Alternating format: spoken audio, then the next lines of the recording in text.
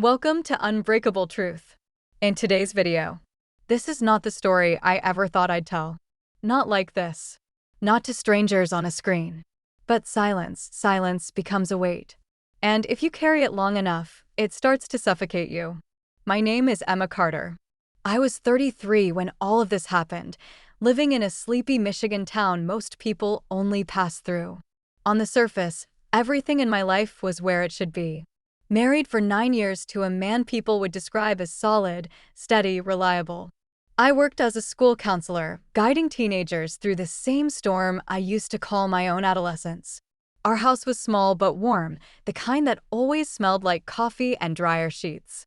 Ben Carter was my husband. An IT professional who worked from home, wore soft t-shirts, and had a quiet way of loving. The kind of man who made breakfast every Sunday and always let me pick the movie, even if he'd fall asleep halfway through it. We weren't broken. We weren't angry. We weren't dramatic. But we were gone. Or maybe just buried beneath the routine. The spark that had once kept us up talking all night, laughing until our stomachs ached, whispering secrets under the covers, was long gone. In its place, silence. Comfortable at first. Then oppressive. Dinner was predictable. He always ate slowly. We'd sit in the flicker of our TV, pretending to care about what we were watching, both of us too polite or maybe too afraid to name what was wrong.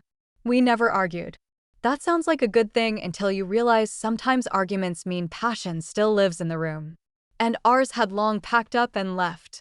We lived like roommates. Back to back in bed, like strangers bound by habit.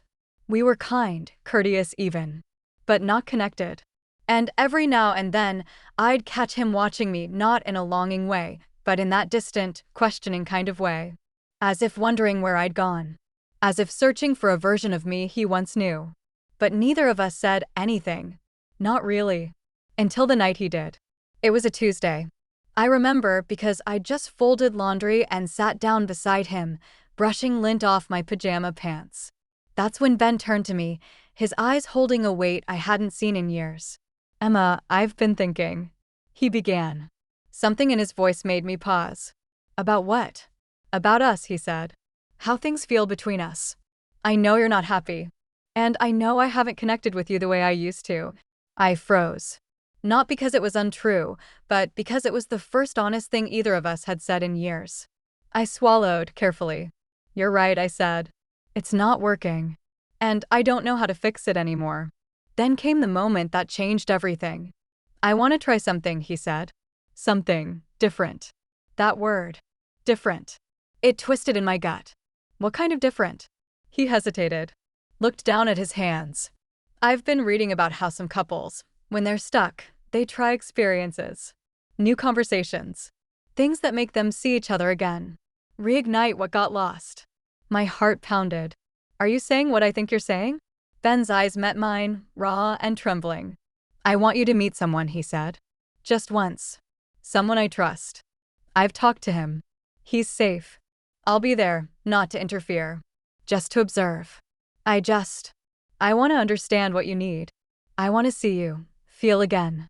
At first, I laughed. Not out of humor, but disbelief. Shock. Rage. Hurt. Then I cried. It felt like betrayal, wrapped in kindness. Like he was offering me permission to cheat. But that wasn't what he was saying. At least, not in the way most people would think. It wasn't about pleasure. It was about pain. Ours. Mine. Still, I was scared. Confused. But mostly. I was curious. And that terrified me more than anything. I thought he'd forget. That maybe it was just a moment of desperation. But a week later, he handed me a small folded paper with a name and time. "His name is Ryan," Ben said gently. "He knows the limits. He knows you. He just wants to talk. You choose what happens. Nothing has to." I almost tore it up. But I didn't. Because something in me, something I'd buried, wanted to know what it meant to feel again. The night came. I stood outside a rented Airbnb on the edge of town. A simple house, dimly lit. Ben walked beside me, silent but supportive, like a ghost walking me into the past. Ryan opened the door. He was tall, maybe late 30s. Dark hair. kind eyes. He wore a soft sweater and held no arrogance, no expectation. Just calm. "Emma?" he asked, smiling gently. I nodded. Inside, the room was warm, filled with soft lighting and quiet music. Ben sat on a chair in the corner, watching, not intruding. A glass of water in his hand, his fingers trembling. Ryan and I sat on a couch. No candles. No games.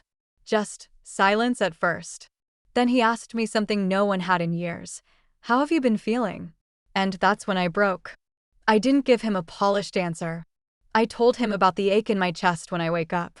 About how I miss the girl I used to be. About how I feel invisible in my own skin. How some days I look in the mirror and don't recognize the woman staring back. He listened. Truly listened. He asked what I loved before I became someone's wife. What I feared. What I longed for. And I cried. Not because of sadness, but because of the relief. Of being seen. Of being heard. We didn't touch until he reached for my hand, gently, midway through a story I was telling about my childhood. And that moment, that simple touch, it shattered something in me. Not in a painful way, but like a dam breaking. Like years of numbness cracking open and letting something real flood in. I glanced at Ben. He was watching, not with jealousy, but understanding. A deep, quiet grief. And maybe even love. He nodded once. Because he saw it too. This wasn't about sex. Or betrayal. It was about a mirror. A reflection of who I once was. Who I still could be. Ryan and I never kissed. Never even hugged. But I will never forget that evening. The car ride home was silent. But a different kind of silence. Not cold. Not distant. Peaceful. Inside, Ben turned to me and said something I'll carry with me forever. "Thank you for trusting me. For trusting us. I didn't realize how much pain you were holding." And I broke again. This time in his arms. We talked that night until dawn. About who we used to be. About what we lost. About what we still had beneath all the dust. Over the next few weeks, something changed. We began seeing a therapist together. Not to fix something shattered, but to build something new. Brick by brick. Honestly. Even when it hurt. I started writing again. Ben started taking walks in the evening and sometimes invited me along. We rediscovered small things. Shared playlists. Cooked together. We didn't talk about Ryan again. We didn't need to. Because that night wasn't about him. It was about us. He was a catalyst. A mirror. A stranger who held my hand long enough for me to remember who I was. Months later, Ben and I renewed our vows, not in a church, but in our backyard, barefoot, laughing. There were no guests. Just us. A quiet promise. To stop hiding. To stop pretending. To love fully, even when it's messy. And if you're wondering, yes, we're still together. More than ever. Because love, real love, doesn't always look like it does in the movies. It doesn't always come with fireworks and grand gestures. Sometimes it looks like silence that breaks. Like a hand held in the dark. Like starting over without leaving. Sometimes the most powerful kind of love is the one that dares to be honest. Even when it hurts. Even when it scares you. That night didn't destroy us. It saved us. Not because of what happened, but because of what it revealed. And maybe that's what we're all really searching for. Not perfection, but permission. To feel again. To be seen. To be unbreakably true.